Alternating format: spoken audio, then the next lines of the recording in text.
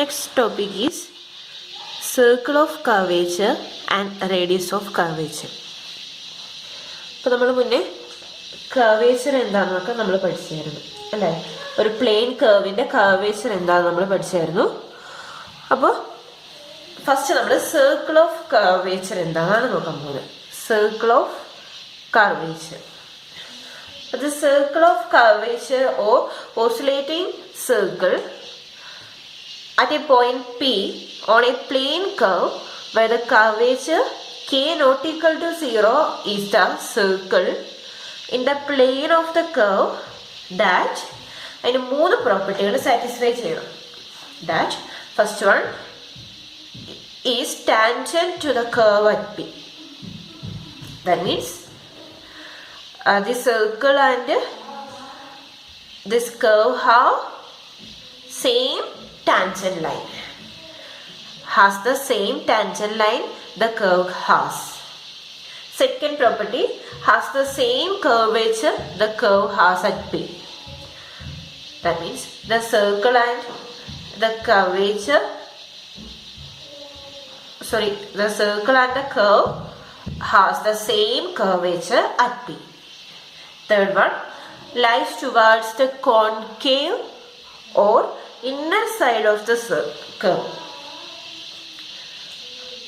The circle lies towards the concave or inner side of the curve. അപ്പോൾ നമുക്കത് എങ്ങനെയാണ് circle of curvature വരയ്ക്കുന്നതെന്ന് നമുക്ക് നോക്കാം. ജസ്റ്റ് ഒന്ന് നോക്കാം.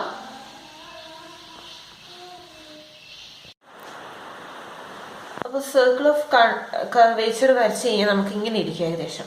നമ്മുടെ കേർവ് എന്ന് പറയുന്നത് ഇതാണ് നമ്മുടെ കേർവ്. അപ്പോൾ ആ കേർവിന് കറസ്പോണ്ടിങ് ആയിട്ടുള്ള സർക്കിൾ ഓഫ് കർവേച്ചർ ആണ് നമ്മൾ വരയ്ക്കുന്നത്. അപ്പോൾ ആ സർക്കിൾ ഓഫ് കർവേച്ചർ മൂന്ന് പ്രോപ്പർട്ടി സാറ്റിസ്ഫൈ ചെയ്യണമെന്ന് പറഞ്ഞു. ഫസ്റ്റ് വൺ എന്ന് പറഞ്ഞു കഴിഞ്ഞാൽ ഈ സർക്കിളിനും ഈ കേർവിനും സെയിം കർവേച്ചർ ആയിരിക്കണം. സെയിം കർവേച്ചർ ആയിരിക്കണം സർക്കിളിനും അതുപോലെ ഈ കേർവിനും. അപ്പോൾ അത് സാറ്റിസ്ഫൈ ചെയ്യുന്നുണ്ട്. പിന്നെ സെക്കൻഡ് വൺ എന്ന് പറയുന്നത് ഈ സർക്കിളിനും ഈ കേർവിനും പി എന്ന് പറഞ്ഞ പോയിന്റിൽ അതാണ് സെക്കൻഡ് പ്രോപ്പർട്ടി. ഫസ്റ്റ് പ്രോപ്പർട്ടി എന്ന് പറഞ്ഞാൽ ടാൻജന്റ് ആണ് കേട്ടോ. ടാൻജന്റ് എന്ന് പറയുന്നത് കേർവിന്റെ ടാൻജന്റ് ആയിട്ട് പി എന്ന് പറയുന്നതും സർക്കിളിന്റെ ടാൻജന്റ് ആയിട്ട് പി എന്ന് പറയുന്നതും സെയിം ആയിരിക്കണം. അപ്പൊ പി എന്ന് പറഞ്ഞ പോയിന്റ് ഇതാണ്. അപ്പൊ സർക്കിളിന്റെ ടാൻജന്റ് എന്ന് പറയുന്നത് ഈ ലൈനാണ്. അതുപോലെ കേർവിന്റെ ടാൻജന്റ് ലൈൻ ആയിട്ട് പി എന്ന് പറയുന്നതും തന്നെയോ സെയിം തന്നെയാണ്. അപ്പൊ അതാണ് ഫസ്റ്റത്തെ. സെക്കൻഡ് ഞാൻ പറഞ്ഞു കർവേച്ചർ സെയിം ആയിരിക്കണം. കർവേച്ചർ കേർവിനും സർക്കിളിനും സെയിം ആയിരിക്കണം. Third one, the circle and circle എന്ന് പറയുന്നത് ലൈ ചെയ്യുന്നത് കേർവിന്റെ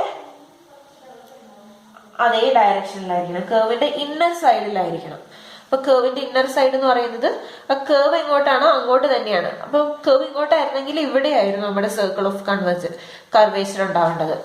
അപ്പൊ നമ്മുടെ കേർവ് അതിന്റെ ഇന്നർ പാർട്ട് എവിടെയാണോ അവിടെയാണ് നമ്മുടെ സർക്കിൾ ഓഫ് കർവേച്ചർ ഉണ്ടാവേണ്ടത്.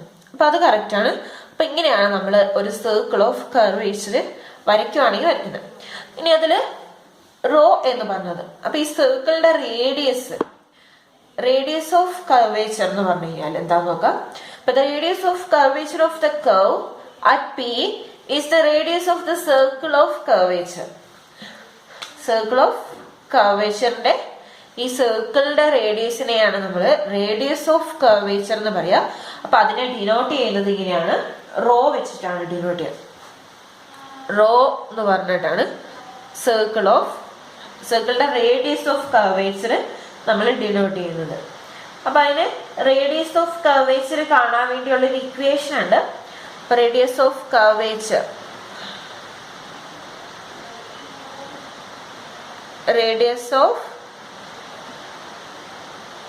Curvature rho equal to 1/k, where k എന്ന് പറയുന്നത് curvature of the circle of curvature. k എന്ന് പറയുന്നത് നമ്മൾ ഇന്നലെ കണ്ടിരുന്നു curvature. the curvature of the circle of curvature ആണ് കെ.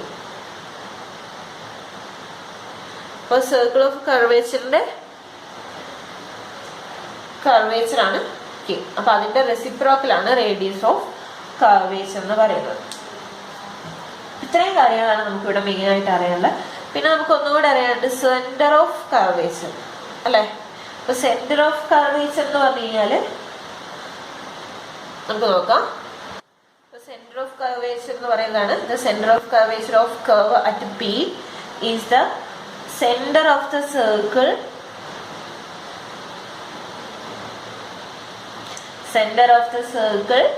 Of curvature.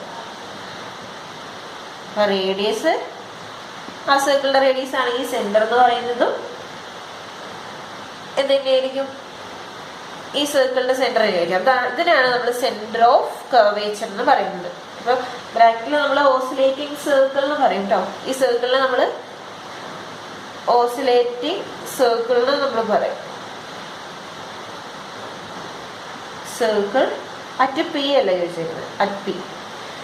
അപ്പൊ ഇതാണ് സെന്റർ ഓഫ് കർവേച്ചർ എന്ന് പറഞ്ഞത്. അപ്പൊ ഈ ഇത്രയും കാര്യങ്ങളാണ്, ഇത്രയും പോയിന്റുകളാണ് നമുക്ക് radius of curvature, centre of curvature, ഒരു സർക്കിൾ ഓഫ് കർവേച്ചർ. ഇത്രയും കാര്യങ്ങളാണ് നമ്മൾ മെയിനായിട്ട് ഓർത്തിരിക്കേണ്ടത്. ഇത് വെച്ച് നമുക്ക് അത്യാവശ്യം പ്രോബ്ലങ്ങൾ ചെയ്യാം. നമ്മൾ കർവേച്ചർ കാണാൻ റേഡിയസ് ഓഫ് കർവേച്ചറല്ലേ നമുക്ക് ഇവിടെ കാണേണ്ട വരുള്ളൂ.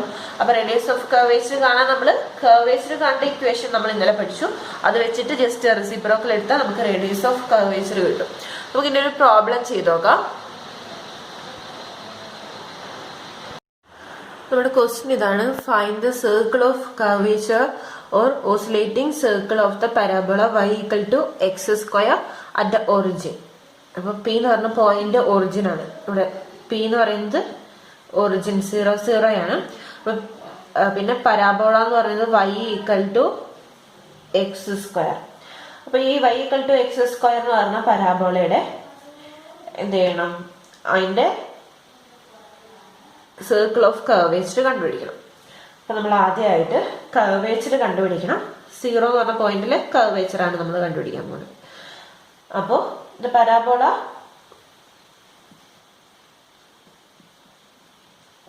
എവിടെയാണ് പരാബോള ലൈ ചെയ്യുന്നത്?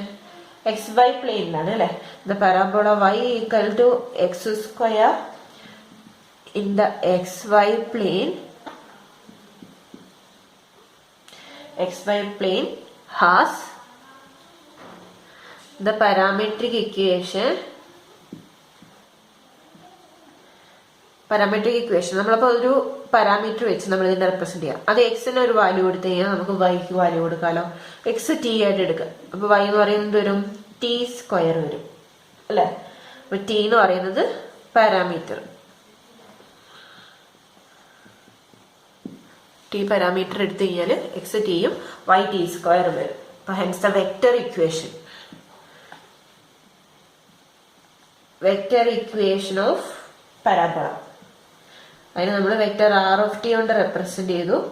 ആർ ഓഫ് ടി എന്ന് പറയുന്നത് വരും X I T I. X എന്ന് പറഞ്ഞാൽ ടി ആണ്. അപ്പൊ T I plus Y I. Y എന്ന് പറഞ്ഞാൽ വൈ ജെ. വൈ എന്ന് പറഞ്ഞാൽ ടി സ്ക്വയർ ആണ്. അപ്പൊ ടി സ്ക്വയർ ജെ. ഇനി നമുക്ക് എന്ത് ചെയ്യണം? കർവേച്ചർ കണ്ടുപിടിക്കണം. അപ്പോൾ സർക്കിളിന്റെ കർവേച്ചറും കർവിന്റെ കർവേച്ചറും ഒക്കെ സെയിം ആണ്. അതിന്റെ ടാൻജന്റ് സെയിം ആണ്. അതൊക്കെ പറഞ്ഞിട്ടുണ്ട്. അപ്പൊ നമ്മൾ എന്ത് ചെയ്യണം? ആദ്യം ആർ ഡാഷ് കണ്ടുപിടിക്കുക അല്ലെ. അപ്പൊ ആർ ഡാഷ് ഓഫ് ടി കണ്ടുപിടിക്കുക. R dash of T equal to D R by D T ആണ്. അപ്പൊ ഇതിന്റെ ഡെറിവേറ്റീവ് എന്ന് പറയുന്നത് ഐ പ്ലസ് 2tj. കേട്ടോ. അപ്പൊ ഐ പ്ലസ് 2tj. ഇനി അതിന്റെ നോം. So Noam R of T equal to root of 1 square plus 2t square എന്ന് വെച്ചാൽ 4t square. Root 1 plus 4t square. ഇനി അടുത്തത് എന്താണ്? Tangent. Unit tangent vector T of T equal to vector R dash of T കൂടെ കണ്ടുപിടിക്കാം. R dash of T ആണല്ലോ അല്ലേ ഇപ്പൊ കണ്ടുപിടിച്ചത്. ഇത് ആർ ഡാഷ് ഓഫ് ടി ആണ്. നോം ആർ ഡാഷ് ഓഫ് ടി.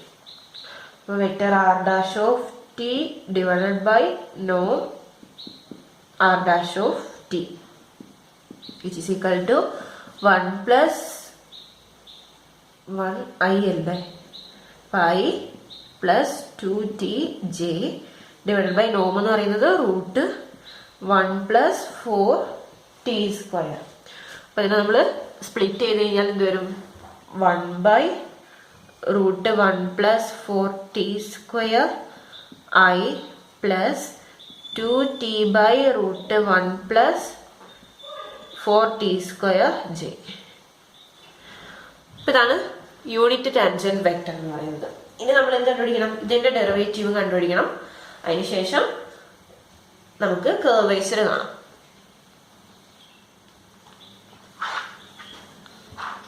നമ്മൾ vector T dash of T,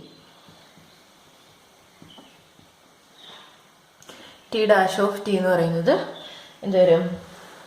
നമ്മളിപ്പോൾ കണ്ടുപിടിച്ച ടിയുടെ ഡെറിവേറ്റീവ്. അപ്പോൾ ഫസ്റ്റ് നമ്മൾ ഐൻ്റെ ടൈമിൽ അവിടെ 1 by root 4t square ആണ്.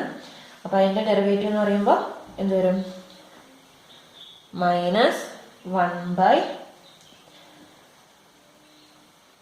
root 1 plus 4t square അതിൻ്റെ സ്ക്വയർ വരും.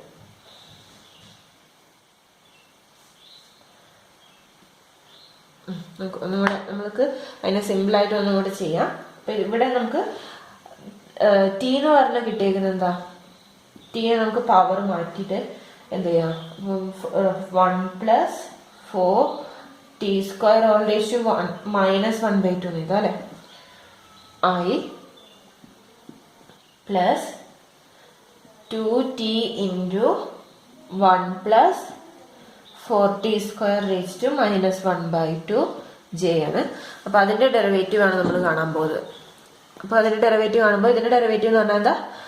minus 1 by 2 into 1 plus 4t square all raised to minus 1 by 2 minus 1. അപ്പോൾ എത്ര വരും? minus 3 by 2. പിന്നെ ഇതിന്റെ ഡെറിവേറ്റീവ് എത്രയാ? 1 plus 4t സ്ക്വയറിന്റെ ഇവിടെ 4t സ്ക്വയറിന്റെ ഡെറിവേറ്റീവ് ഉണ്ടാവും. അതെന്ത് വരും? 8t വരും. I പ്ലസ് ഈ സെക്കൻഡ് ടൈമിന്റെ ഇവിടെ നമ്മൾ പ്രൊഡക്റ്റ് റൂൾ യൂസ് ചെയ്യേണ്ടി വരും. അപ്പൊ നമ്മൾ എന്ത് വരും? ഫസ്റ്റ് 2t ഇൻറ്റു ഇതിന്റെ ഡെറിവേറ്റീവ് ആണോ നമ്മളിവിടെ കണ്ടുപിടിച്ചേ അല്ലേ? സെയിം ഫംഗ്ഷൻ ആയിരുന്നു ഇവിടെ ഉണ്ടായിരുന്നത്. അപ്പം അതിൻ്റെ ഡെറിവേറ്റീവ് എന്ന് പറയുന്നത് നമുക്ക് ഇവിടെ സിംപ്ലിഫൈ ചെയ്തിട്ട് എഴുതാം. ഇപ്പം 8ഉം 1 by 2 കൂടെ മൾട്ടിപ്ലൈ ചെയ്യുമ്പോൾ -4 വരും. അപ്പോൾ into -4t into 1 plus 4t square all raised to -3 by 2 plus അടുത്ത പ്രൊഡക്റ്റ് റൂളാണല്ലോ ഇവിടെ, plus 1 plus 4t square all raised to -1 by 2 into 2tന്റെ derivative എത്രയാ? 2. അപ്പം നമുക്ക് ആ 2നെ നമുക്ക് ഇവിടെ ഫ്രണ്ടിൽ എഴുതാം. അപ്പം ഇതാണ് നമ്മുടെ, അതിൻ്റെ കൂടെ ജെയും കൂടെ ഉണ്ട് കേട്ടോ. അപ്പം നമ്മുടെ ഡെറിവേറ്റീവ് എന്ന് പറയുന്നത് ഇതാണ്. പ്രൊഡക്റ്റ് റൂൾ അപ്ലൈ ചെയ്യേണ്ടി വരും. പിന്നെ അത് 1 by x എന്ന് പറഞ്ഞ ഫോമിലാണ് രണ്ടാമത്തെ ഫസ്റ്റത്തെ ഫംഗ്ഷൻ ഉള്ളത്. അപ്പം ഇതിനെ നമുക്കൊന്ന് മാറ്റി എഴുതാം.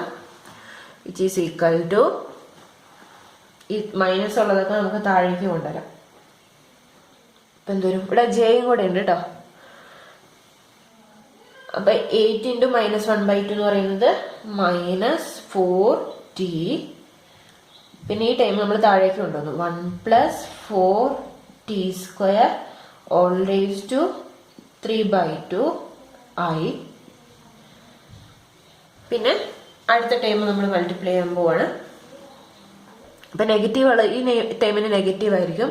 അപ്പം അത് നമ്മൾ അവിടെ ഇരിക്കട്ടെ. നമുക്ക് ഇനി ഈ ടൈം എടുക്കാം. ഈ ടൈം എടുക്കുമ്പോൾ എന്ത് വരും? ഫസ്റ്റത്തെ ടൈം എടുക്കുമ്പോൾ plus 2 by 1 plus 4t square. രണ്ടിൻ്റെയും ഡിനോമിനേറ്ററിൽ ഇത് വരും അല്ലേ, T square whole raise to 1/2 plus, ഇവിടെ ഒരു മൈനസ് ഉള്ളതുകൊണ്ട് നമുക്ക് മൈനസ് ആക്കാം.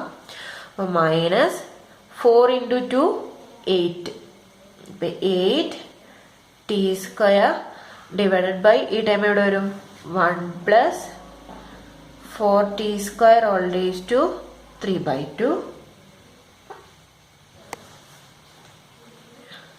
ജെ. ഈ രണ്ട് ടൈമിനും കൂടെ ഉള്ളതാണ് കേട്ടോ ജെ എന്ന് പറയുന്നത്. അപ്പം ഇങ്ങനെയാണ് നമ്മുടെ ഫംഗ്ഷൻ വരിക. അപ്പം ഈ ഡിനോമിനേറ്റർ രണ്ടും സെയിം ആക്കാം നമുക്ക് വേണമെങ്കിൽ അല്ലെ. ഡിനോമിനേറ്റർ സെയിം ആക്കാൻ വേണ്ടി എന്ത് ചെയ്താൽ മതി, നമുക്കിവിടെ പവർ 1 + 4t² തന്നെ ആക്കാം. 1 + 4t² തന്നെ ആക്കി നോക്കാം. അപ്പം എന്ത് വരും നോക്കാം. അപ്പം അതാക്കാൻ വേണ്ടി നമ്മൾ 1 - 4t divide by 1 + 4t² raise to 3/2 ആയി. അപ്പൊ പവർ 1 + 4t² റേസ് ടു 1 ആക്കാൻ ഇവിടെ 1 ആക്കാൻ പോവാം. അപ്പൊ അതിനിവിടെ എന്തുകൊണ്ട് മൾട്ടിപ്ലൈ ചെയ്യണം? പവർ 1 ആക്കണമെങ്കിൽ നമ്മളിവിടെ ആ റൂട്ട് കൊണ്ട് തന്നെ മൾട്ടിപ്ലൈ ചെയ്താൽ മതി. മുകളിലും താഴെയും 1 + 4t² റേസ് ടു 1/2 കൊണ്ട് മൾട്ടിപ്ലൈ ചെയ്യാം. അപ്പൊ എന്തുകൊണ്ട് 2 × √1 + 4t². അപ്പൊ അതുകൊണ്ട് ഇവിടെ മൾട്ടിപ്ലൈ ചെയ്യുമ്പോൾ താഴെ എന്താവും 1 + 4t² ആവും അല്ലെ. ഇനി അതുപോലെ ഇവിടെ നമുക്ക് ഡിനോമിനേറ്റർ രണ്ടിന്റെ സെയിം ആക്കാൻ പോവാം. അപ്പൊ -8t² ഇവിടെ നമുക്ക് 1 + 1/2 ആണിത് അല്ലെ. 1 + 1/2 ആണ്. അപ്പൊ നമുക്ക് 1 ആക്കണമെങ്കിൽ പവർ 1 ആക്കണമെങ്കിൽ എന്ത് ചെയ്താൽ മതി, മേലെ താഴെ ഒരു പവർ -1/2 ഉള്ള ഈ ടേം മൾട്ടിപ്ലൈ ചെയ്യാം. എന്ന് വെച്ചാൽ 1 + 4t² ഓൾ റേസ് ടു -1/2. മുകളിലും താഴെ മൾട്ടിപ്ലൈ ചെയ്യുക. താഴെ മൾട്ടിപ്ലൈ ചെയ്യുമ്പോൾ എന്താവും ടേം, ഈ ടേമാ 1 + 4t² ആവും മൊത്തത്തിൽ. 1 അപ്പൊ മൊത്തത്തിൽ ഡിനോമിനേറ്റർ ഇതായി മാറി. 2 × √1 + 4t² - 8t² × 1 + 4t² raise to -1/2 J. ഇനി നമുക്ക് ഏതെങ്കിലുമൊക്കെ സിംപ്ലിഫൈ ചെയ്യാൻ പറ്റുമെങ്കിൽ അതൊക്കെ ചെയ്തെടുക്കാം. കൂടെ സിംപ്ലിഫൈ ചെയ്യാൻ നമ്മൾ ഈ മേലെ ഉള്ള ന്യൂമറേറ്ററിലുള്ള ടേം മാത്രം ഒന്ന് എടുത്ത് സിംപ്ലിഫൈ ചെയ്ത് നോക്കാം. എന്ന് വെച്ചാൽ 2 √1 + 4t² - 8t² ഇതിന്റെ പവർ 1/2 ആണ് അല്ലെ, -1/2 ആണ്. അപ്പൊ നമുക്ക് അത് താഴേക്ക് ഇടാം. 1 + 4t² ആണ്. √1 + 4t². അപ്പൊ ഇത് ക്രോസ് മൾട്ടിപ്ലൈ ചെയ്തിട്ട് ചെയ്യാം. അപ്പൊ എന്ത് വരും 2 × √× √ എന്ന് പറയുമ്പോൾ അത് സ്ക്വയർ ആയിട്ട് റൂട്ട് ക്യാൻസൽ ആയിപ്പോ. അപ്പൊ 1 + 4t² - 8t² divided by √1 + 4t² എന്ന് വരും. Which is equal to 2 + 8t² - 8t² divide by √1 + 4t². അപ്പൊ 8t² 8t² ക്യാൻസൽ ആയി. അത് സിമ്പിൾ ആയിട്ട് നമ്മുടെ ഫംഗ്ഷൻ ഇവിടെ മുകളിലുള്ളത് എന്തായി 2/√1 + 4t² ആയി. അപ്പൊ നമ്മൾ ഇതിന് പകരം എന്ത് വെച്ച് റീപ്ലേസ് ചെയ്യാം, ഈ ടൈമിന് പകരം 2/√1 + 4t² എന്ന് പറയുന്നത് ഇതിനൊപ്പം കൊണ്ടുവരിക.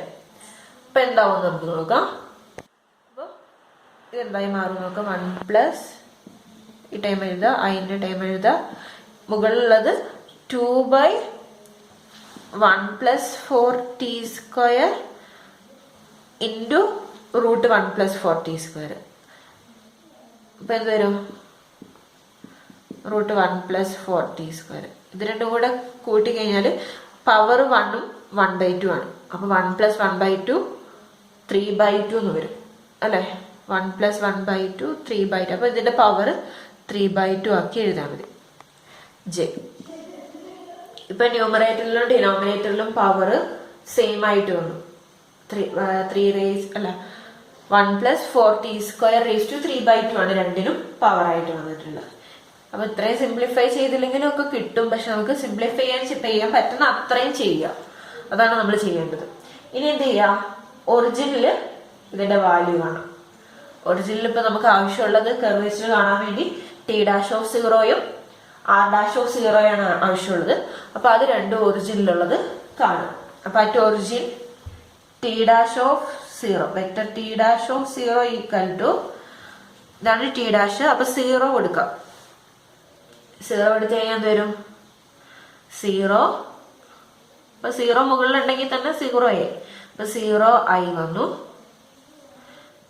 പ്ലസ് 2 ഇവിടെ 0 എടുത്തു കഴിഞ്ഞാൽ 1 ആവും. 1 × 3/2. അപ്പൊ 2/1j എന്നുവെച്ചാല് 2j ആവും.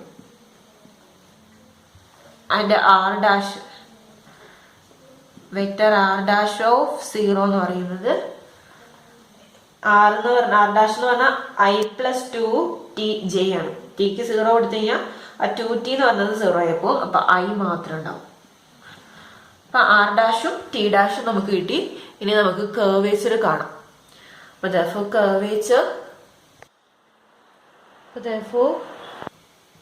curvature at 0 equal to norm T'(0)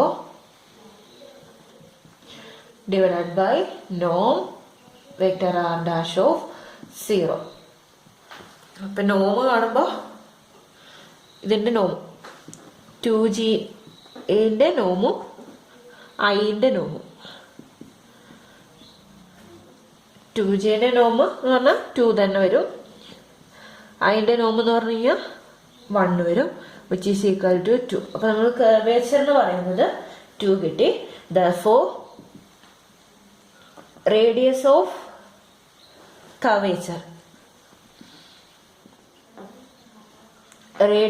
curvature at origin, സർക്കിളിന്റെയും കർവിന്റെയും റേഡിയസ് ഓഫ് കർവേച്ചർ എന്ന് പറയുന്നത് സെയിം ആയിരിക്കും. അതാണ് 1/k, which is equal to 1/2 ആണ്. അപ്പൊ ഇനി നമ്മൾ നോട്ട് ചെയ്യുക, since the tangent at the origin to the parabola y = x² is the x axis. അപ്പൊ y = x² എന്ന് പറഞ്ഞ പരാബോള എങ്ങനെയാണ്? ഇങ്ങനെയാണ് വരുന്നത് അല്ലെ. എന്നുവെച്ചാൽ ഇത് x ആക്സിസ്, ഇത് y ആക്സിസ് ആണെങ്കിൽ y = x² എന്ന് പറഞ്ഞ പരാബോള ഇങ്ങനെയാണ് വരുന്നത്. അപ്പൊ അതിന്റെ ഒറിജിനിലുള്ള ടാൻജന്റ് എന്ന് പറഞ്ഞു കഴിഞ്ഞാൽ ഈ x ആക്സിസ് തന്നെയാണ് വരുന്നത്.